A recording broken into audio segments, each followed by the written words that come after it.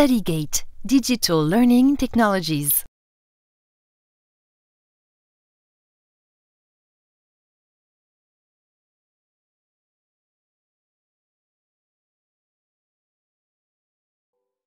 L'hypertrophie bénigne de la prostate. Donc, c'est la tumeur bénigne la plus fréquente de l'homme. C'est une maladie directement liée au vieillissement. Donc, elle commence à apparaître généralement après 50 ans, jusqu'à donc presque à partir de 50 ans, donc 50% de la population masculine, à 90 ans, donc 90% de chiffre donc à apprendre. Il faut savoir que parmi les patients traités pour HBP, 25% vont être opérés. Donc, le traitement chirurgical, c'est le 1/4 des patients. Sur le plan anapath, donc il s'agit d'un adénomyofibrant. Donc c'est une hyperplasie en réalité, c'est pas une hypertrophie, c'est une hyperplasie, c'est-à-dire augmentation du volume de cellules et pas le nombre. C'est une hyperplasie fibromusculaire et glandulaire qui aboutit donc à la formation des nodules. Donc histologiquement, oui, il y a des nodules, mais c'est pas cliniquement non. Il y a donc deux composantes. Une composante glandulaire qui est sensible au traitement hormonal, type inhibiteur de la 5-alpha réductase, une composante fibromusculaire sensible au traitement par alpha-bloquant. Généralement, la composante fibromusculaire, c'est la composante la plus symptomatique. Remarque, il n'y a pas de corrélation entre le poids de l'adénome et la symptomatologie. Donc, il y a un adénome très volumineux, 250 grammes, qui est peu symptomatique. Il y a un adénome 30 grammes, est très symptomatique. Il existe un plan de clivage entre l'adénome et le tissu prostatique normal. Donc, sur le plan chirurgical, on peut faire l'adénomectomie. L'hypertrophie bénigne de la prostate ne cancérise jamais, mais peut s'associer à un adénocarcinome de la prostate. Sur le plan physiopathe, alors, suite à l'hypertrophie bénigne de la prostate, donc il va avoir une compression de l'urètre prostatique, une force résistante à l'éjection urinaire, donc diminution de force du jet urinaire. La miction donc va être retardée pour compenser cette force. Donc la durée mictionnelle va être allongée. Donc sur le plan physiopathe, l'obstruction au cours de l'HBP a une double origine. L'origine statique, donc par augmentation du volume de la prostate, généralement c'est la composante glandulaire, et une composante dynamique liée à la contraction musculaire des fibres musculaires lisses. Le retentissement de l'hypertrophie bénigne de la prostate, donc c'est retentissement sur les voies urinaires en amont, c'est-à-dire sur la vessie et sur le haut appareil urinaire. Remarque, le retentissement sera bilatéral. La prostate, donc c'est le bas appareil urinaire, va retentir sur les deux uretères et les deux reins. 4 phases donc. Une phase de lutte. Donc face à l'obstruction prostatique, la vessie va lutter. Donc il y aura une hypertrophie du muscle vésical, le détrusor, pour maintenir le débit urinaire. Cette hypertrophie donc va s'accompagner donc des diverticules vésicaux. C'est des points de faiblesse au niveau de la paroi. Il y aura une sorte de hernie. Deuxième phase, c'est la phase donc de rétention vésicale chronique. Les contractions vésicales vont s'épuiser. Il y aura donc l'apparition d'un résidu post-mictionnel, c'est-à-dire la vessie ne va pas être vidée après la miction. Donc un résidu post-mictionnel. Troisième phase, c'est la phase de distension vésicale. Lorsqu'il y a augmentation de ce résidu post-mictionnel qui dépasse la capacité normale de la vessie, il y aura donc une distension vésicale. Pendant cette phase, la miction, ça sera une miction par regorgement, à différencier de l'incontinence urinaire. Quatrième phase, c'est la phase de distension du haut appareil urinaire et c'est le stade ultime.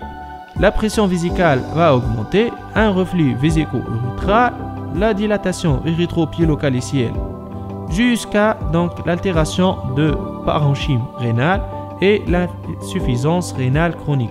Et qui c'est un retentissement bilatéral. Tout ce qui est donc urologique, c'est bilatéral, c'est une insuffisance rénale donc de rein. Clinique alors, c'est un homme de la cinquantaine qui consulte pour des troubles du bas appareil urinaire.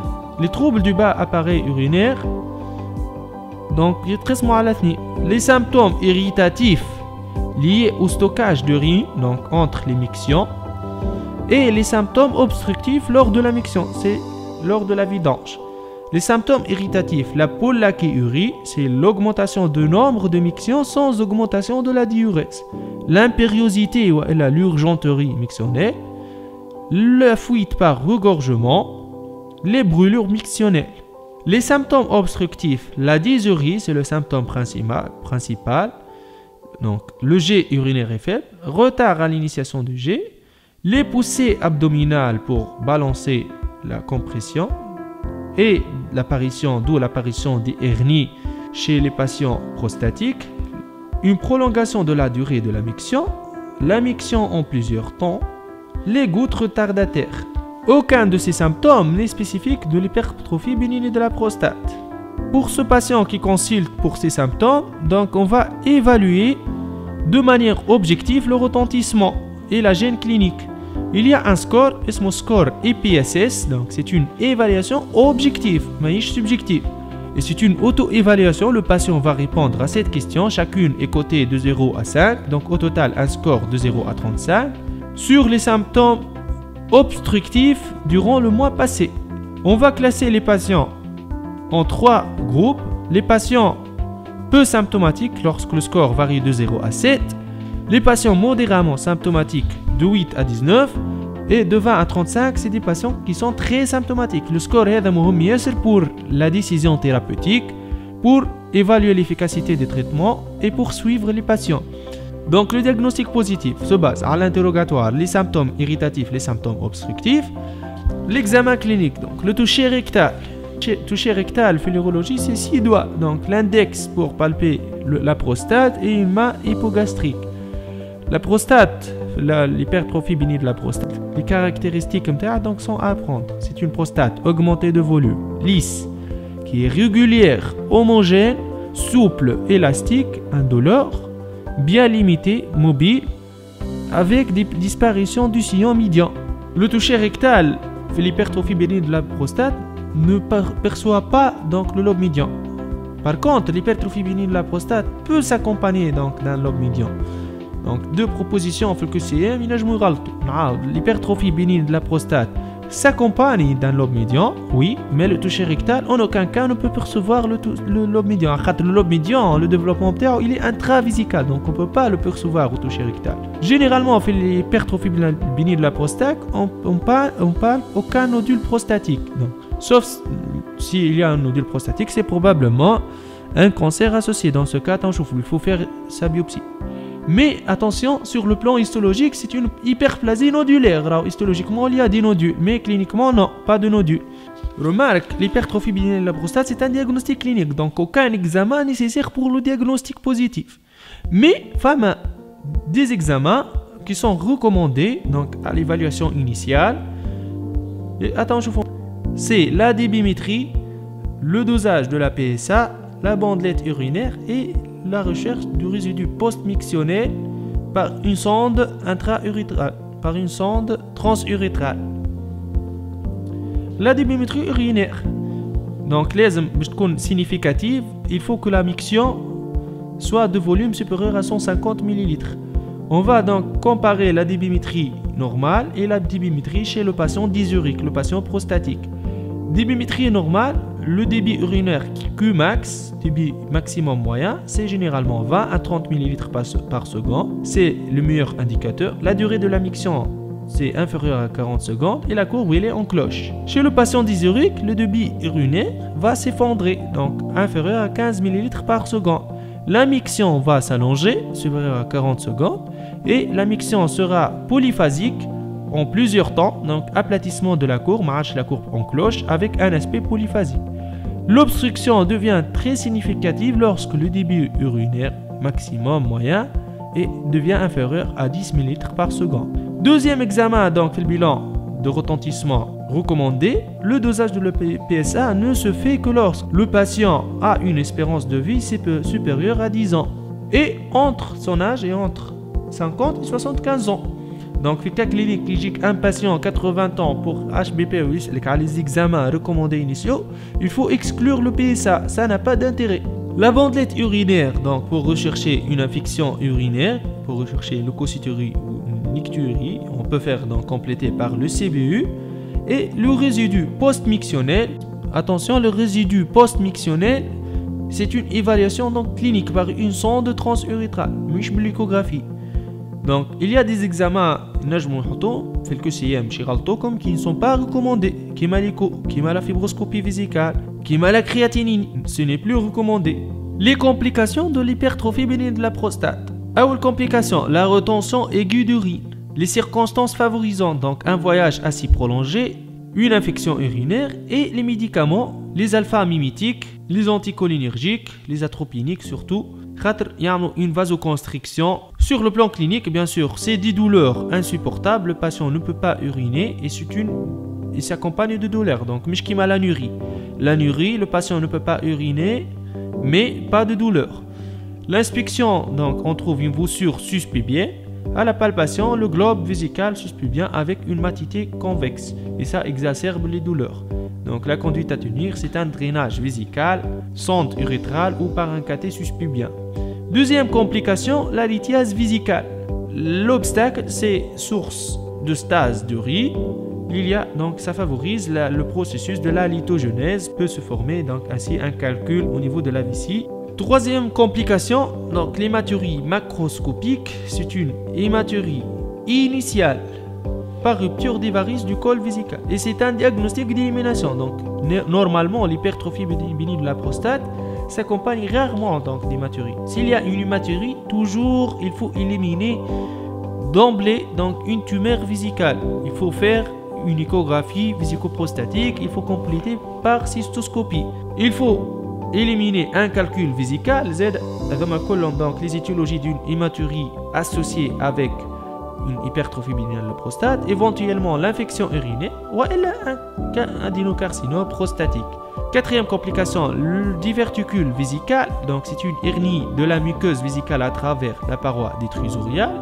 La miction sera en deux temps par vidange du diverticule de la vessie, c'est l'engorgement, la miction par engorgement, donc il défrare la vessie, le patient donc n'urine plus, après un laps du temps, il va uriner les urines lesquelles ont piégé au niveau du diverticule.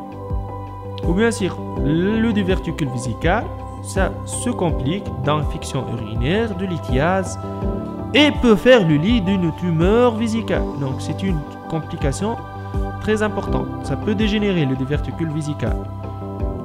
Cinquième complication, le retentissement sur le haut appareil urinaire. Donc la destruction du parenchyme rénal jusqu'à arriver à l'insuffisance rénale terminale, chronique donc terminale. Sixième complication, c'est les infections urogénitales. De la prostatite aiguë, l'épididymite aiguë jusqu'à la pyélonéphrite aiguë. Donc ça peut faire le lit de toutes les infections urogénitales. Remarque, l'hypertrophie bénigne de la prostate est dite compliquée si ça se complique d'une infection urinaire, d'une orchiépididymite, d'une hernie inguinale, d'hématurie récidivante, d'une lithiase vésicale, des diverticules, de retention vésicale chronique, c'est-à-dire le résidu post-mictionnel évalué supérieur à 10 ml, s'il y a un retentissement sur le haut appareil urinaire, et si la retention vésicale aiguë est récidivante, c'est-à-dire à partir du deuxième épisode de retention vésicale aiguë, on parle donc d'une HBP compliquée. Donc un seul épisode de retention urinaire ne définit pas une HBP compliquée. Le traitement, le diagnostic donc une fois fait, il faut traiter le patient. Le traitement, les modalités de traitement, les attitudes thérapeutiques, donc ça dépend de degré de gêne du patient évalué par le score IPSS et la présence ou non de complications. Pour les patients peu symptomatiques, de 0 à 7 score IPSS qui va prendre là, les patients, s'ils sont non compliqués, on peut proposer une simple surveillance avec des règles hygiéno-diététiques. Donc les règles hygiéno-diététiques, ne plus boire après le dîner, il faut éliminer les boissons et les aliments irritants, ne peut se retenir. Donc ne pas se retenir d'uriner, lutter contre la sédentarité, activité physique et prudence avec les médicaments anticholinergiques. Et une surveillance annuelle. Pour les patients modérément symptomatiques, de 8 à 19, et qui ne sont pas compliqués. On peut proposer le traitement médical. Donc le gold standard, le traitement médical de référence, question d'examen, c'est les alpha-bloquants.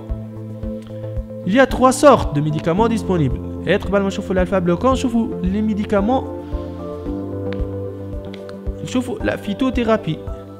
Donc la phytothérapie, qui m'a le permixant, c'est l'efficacité éprouvée, ça diminue l'inflammation et le l'œdème intraprostatique. Donc c'est plus efficace sur les troubles irritatifs. L'avantage نتاعهم انهم ما عندهمش des effets indésirables. Donc permixant, le permixant. Le traitement donc de référence, c'est les alpha-bloquants. Bien sûr, l'action نتاعو c'est le blocage des récepteurs alpha au niveau du col et de l'urètre. وبالتالي يصير relâchement des fibres musculaires lisses et avec l'ouverture du col vésical, donc ça favorise la miction. L'action est rapide. Attention, il faut axe les inhibiteurs de la 5-alpha réductase. Donc l'action des alpha-bloquants est rapide, mais n'est pas dénuée des effets secondaires. L'hypotension orthostatique, les troubles de l'éjaculation. Les inhibiteurs de la 5-alpha réductase, action anti-hormonale, il faut donc apprendre le mode d'action des inhibiteurs de la 5-alpha réductase, c'est une question d'examen. Donc ça inhibe la 5-alpha réductase qui est une enzyme intracellulaire qui transforme la testostérone en dihydrotestérone 10 fois plus puissant. Et c'est prouvé que la dihydrotestostérone a un effet hypertrophique. Donc c'est prouvé que la testostérone augmente le volume de cellules prostatiques. Donc les inhibiteurs vont inhiber la croissance de l'adénome. Mais la durée d'action, axe les alpha-bloquants, c'est une durée d'action qui nécessite un peu de temps, 3 à 6 mois. D'où l'intérêt à l'association alpha-bloquant. Donc, je ne l'inhibiteur de la 5-alpha réductase وحده. Comme je n'ai on a alpha-bloquant. Après 3 à 6 mois, on peut enlever l'alpha-bloquant, les inhibiteurs de la 5-alpha réductase. Les effets indésirables, ça diminue bien sûr le désir, trouble de désir, la gynécomastie. Pour les patients donc très symptomatiques, IPSS supérieur à 20 ou d'emblée compliqués ou qui n'ont pas été améliorés par le traitement médical, on envisage un traitement chirurgical. Donc soit un traitement endoscopique ou un traitement chirurgical à ciel ouvert. Il faut apprendre les modalités. Il y a 3 types d'interventions qu'on peut faire. L'incision cervico-prostatique, la résection transurétrale de la prostate et la dynamectomie transvésicale. L'incision cervico-prostatique, c'est un traitement généralement qui est symptomatique de l'obstruction, donc peu efficace sur le plan efficacité, le moins efficace. Donc c'est généralement une incision par voie endoscopique du col de la vessie jusqu'au verron montanum. Donc prostate. C'est une intervention simple mais peu efficace. L'indication, donc, c'est généralement pour les patients jeunes désirant garder une fertilité. Les interventions s'accompagnent donc d'un trouble de l'éjaculation rétrograde. Deuxième intervention qu'on peut faire, c'est la résection transurétrale de la prostate. Donc, on peut faire disparaître l'hypertrophie adénomateuse en débitant donc le prostate en 2 morceaux grâce à une anse électrique.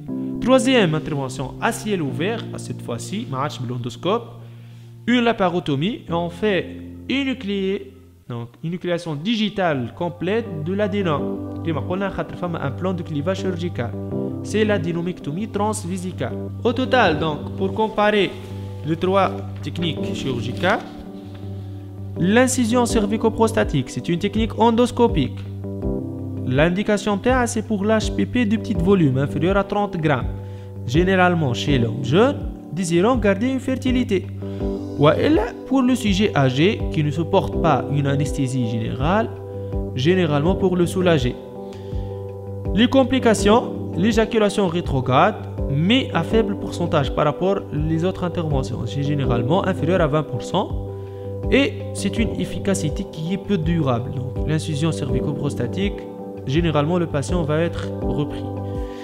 Résection transurétrale de la prostate, c'est endoscopique. Généralement s'adresse pour les HPP de volume inférieur à 60 ou inférieur à 80 grammes. Ça dépend de la source.